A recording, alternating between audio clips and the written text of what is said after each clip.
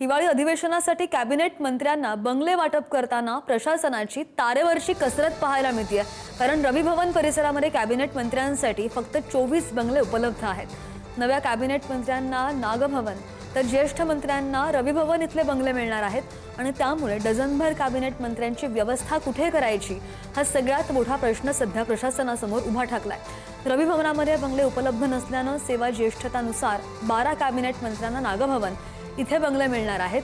शिवाय 6 कॅबिनेट मंत्र्यांसाठी नागभवन इथले बंगले मिळणार आहेत। उपमुख्यमंत्री अजित पवार यांच्या अध्यक्षतेमध्ये मंत्र्यांच्या निवासासाठी निवास व्यवस्था समिती सुद्धा तयार करण्यात आलेली आहे आणि ही समिती मंत्र्यांना बंगल्यांचं वाटप करण्यावर अंतिम निर्णय घेण्यात येणार आहे। राज्याचं हिवाळी अधिवेशन 8 डिसेंबरपासून नागपुरात सुरू होतंय। नागपुरात मंत्रिमंडळ आल्यानंतर संपूर्ण मंत्र्यांची राहण्याची जी सोय आहे ती नागपुरातील या रवी भवन परिसरामध्ये करण्यात येते।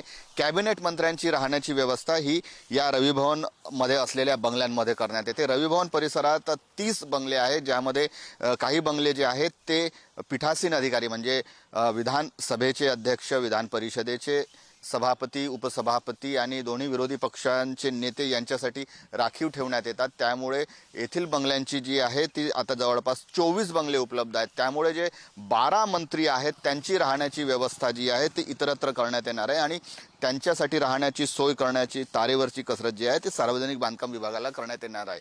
कारण येथे असलेले बंगल्यांची संख्या कमी आहे आणि कॅबिनेट मंत्र्यांची संख्या जास्त आहे।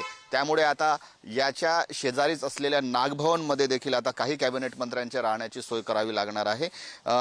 नागभवनमध्ये सहसा जे मंत्र्यांची सोय असते ती राज्यमंत्री असतात, मात्र यावेळेस जे कॅबिनेट मंत्र्यांची संख्या आहे ती मोठी आहे आणि त्यामुळे येथे बंगल्यांची जी संख्या आहे ती कमी आहे।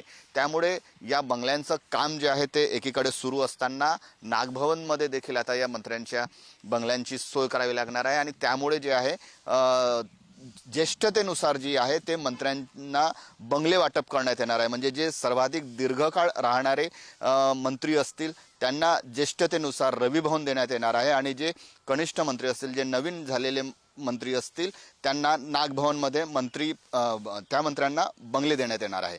कॅमेरामन मंगेश हस्तकसह जितेंद्र शिंगाडे, पुढारी न्यूज, नागपूर।